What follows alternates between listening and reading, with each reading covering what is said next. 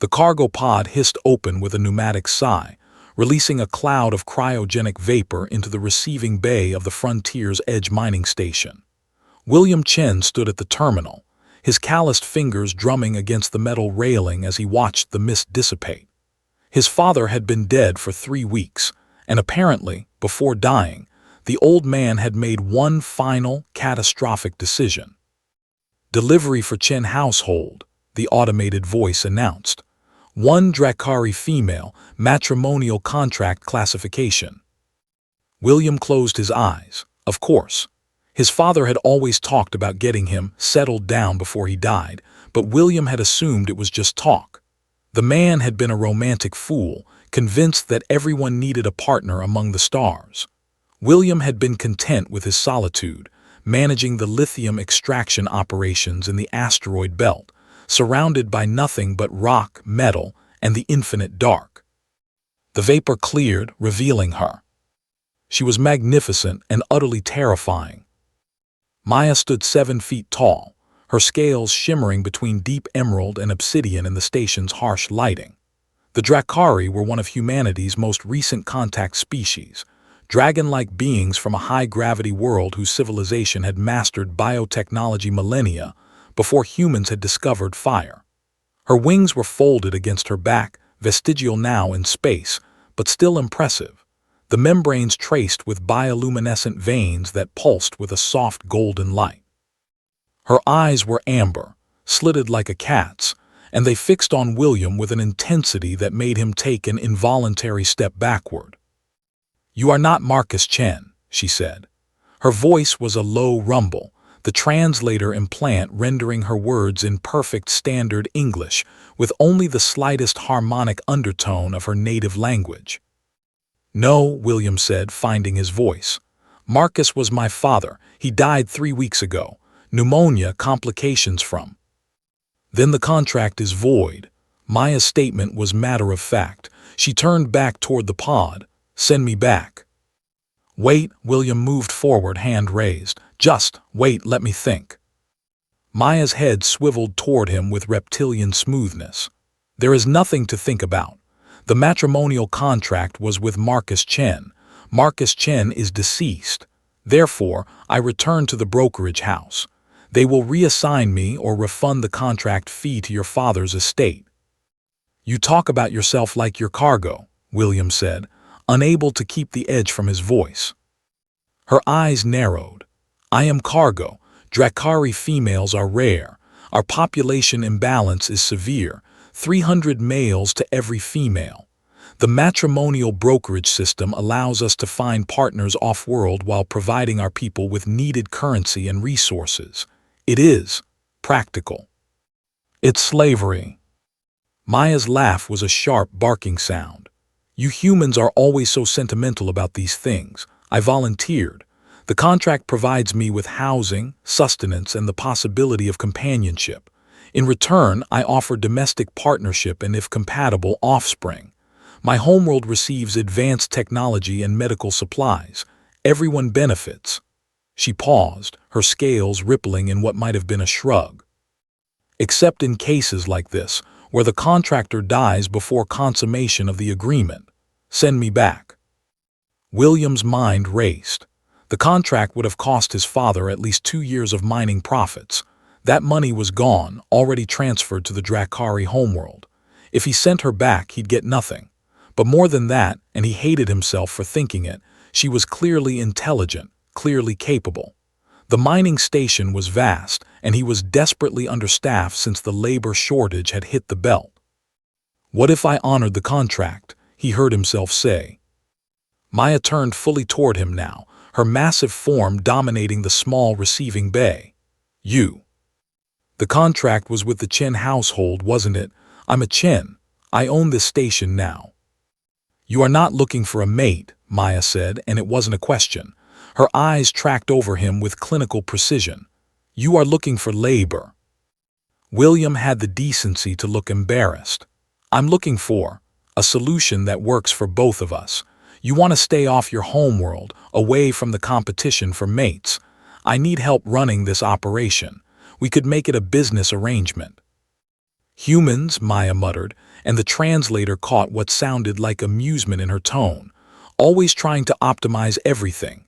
She was silent for a long moment, her chest rising and falling with deep, deliberate breaths. What are the terms? Over the next hour, they negotiated. Maya would stay for one standard year.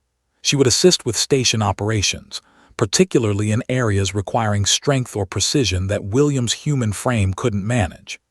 In return, William would provide quarters, food, and at the end of the year, a recommendation that would allow her to renegotiate with the brokerage for a more suitable placement, or, if she preferred, compensation to start her own life somewhere in human space.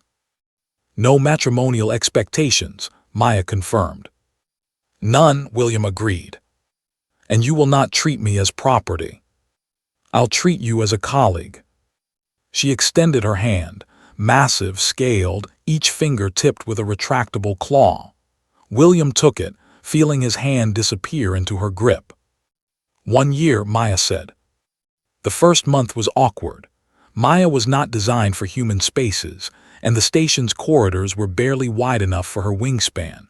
She slept in the cargo bay, refusing William's offer of the spare quarters, too small, too warm. She ate processed protein supplements and complained constantly about the lack of proper mineral content. My scales are dulling. But she worked. By the gods of Earth, she worked. In the low-gravity mining sectors, Maya could move ore containers that would have required 3 humans and a powered loader. Her Drakari vision could detect structural weaknesses in asteroid composition that the sensors missed. When a solar flare knocked out the station's radiation shielding, she'd spacewalked for 6 hours straight, her scales providing natural protection that would have killed William in minutes, repairing the exterior panels with a precision that bordered on artistic. William found himself, impressed, more than impressed, fascinated. "Why did you volunteer?" he asked one night as they sat in the observation deck, watching a mining drone crack open a nickel-iron asteroid. Maya was quiet for a long time. "On my world I am nothing," she finally said. "The males fight for females, literally, duels to the death. I watched my mother have 7 mates before she was 30, each one killing the previous. I watched brilliant males, kind males, destroyed by stronger, stupider ones simply because biology made them desperate." Her claws clicked against the metal floor. "Here in human space I can be more than a prize, I can be myself." William nodded slowly. "My father was alone for 20 years after my mother died. He couldn't stand it. He thought I'd be the same, that I needed someone." He laughed bitterly. "He never understood that I liked the quiet." "And do you," Maya asked, turning those amber eyes on him, "like the quiet?" William opened his mouth to say yes, then stopped. The station had been quieter before Maya arrived, true, but it had also been lonelier, though he'd never admitted it. Now there were conversations over meals, debates about mining efficiency, even arguments about the proper way to calibrate the extraction drills. The silence was still there, vast and cosmic beyond the viewports, but inside. "I'm starting to think quiet and alone aren't the same thing," he admitted. Maya's scales rippled. He'd learned it was her equivalent of a smile. 6 months in, the pirates came. They were a ragtag fleet of modified haulers, desperate men and women from the outer colonies looking for easy scores. The frontier's edge was isolated, lightly defended, perfect prey. "They're hailing," William said, his voice tight, "demanding we surrender the refined lithium or they start shooting." Maya was already moving, her clawed feet scraping against the deck plating as she rushed toward the armory. "How many ships?" 3, armed with plasma cutters repurposed as weapons. "We can't fight them, Maya. We need to evacuate." She stopped, turned, and for the first time, William saw something ancient and terrible in her eyes. "You are human," she said quietly. "Do you know what that means to the galaxy?" "Maya." "It means you never surrender. It means you find solutions where others find only problems. It means you are too stubborn to know when you are beaten." She grabbed a plasma rifle from the rack, a weapon designed for mining but deadly enough in the right hands. "Your father knew this. That is why he chose a Drakari bride for his son, because we too do not surrender. What followed was not a battle but a massacre of expectations. Maya breached their lead ship through an airlock, moving through zero gravity with a grace that spoke of predatory evolution. The pirates had weapons, but they'd never fought a Drakari before, never faced something that could survive hard vacuum, that could tear through bulkheads with bare claws, that fought with a ferocity born from millennia of deadly competition. William coordinated from the station, feeding her tactical data, hacking their communications, jamming their targeting systems. They worked together like a single organism, human ingenuity and Drakari strength combining into something greater than either alone. When it was over, the pirate ships were drifting hulks, their crews evacuated into escape pods and broadcasting distress signals that would bring authorities within the week. Maya returned to the station, her scales scorched in places, bleeding from a dozen minor wounds. William met her in the airlock, emergency medical supplies in hand. "You could have died," he said, his hands shaking as he tried to apply a coagulant patch to a gash on her shoulder. "So could you," she replied, "but we did not, we survived together." Their eyes met, and something passed between them that had nothing to do with contracts or obligations. The year came to its end on a quiet morning, the kind of morning where the station hummed with routine operations, and the universe seemed almost peaceful. "The brokerage has sent your release papers," William said, setting the datapad on the table between them. "You're free to go. I've included the recommendation like we agreed. They're offering you 3 new placements, one on New Mombasa, one on the Titan colonies, one." "I do not want them," Maya interrupted. William looked up. "What?" "I want to renegotiate with you." "Maya, we had a deal." "We had a business arrangement," she corrected. "I am proposing something different, a partnership. Equal shares in the mining operation, joint decision-making, shared quarters if you can stand my snoring." Her scales rippled with nervous color. "And perhaps, if we are compatible, we might explore the other aspects of the original contract, but on our terms, not because your father arranged it, not because I was cargo, because we choose it." William stared at her, this magnificent, terrifying, brilliant creature who had come to him as a mail-order bride and become something he never expected, a partner, an equal, a friend.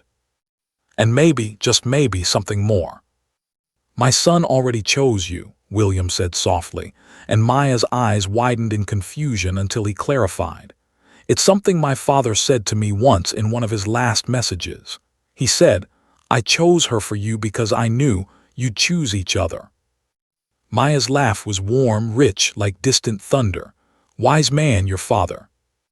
"Yeah," William agreed, reaching across the table to take her massive hand in his. "Yeah, he was." Outside, the asteroids turned in their ancient dance, and inside, 2 beings from different worlds chose to face the future together. Not because a contract demanded it, but because the infinite dark was better navigated with someone by your side. The mail-order bride had asked to be sent back. Instead, she chose to stay. And humanity, as it always did, found a way to make the impossible work. And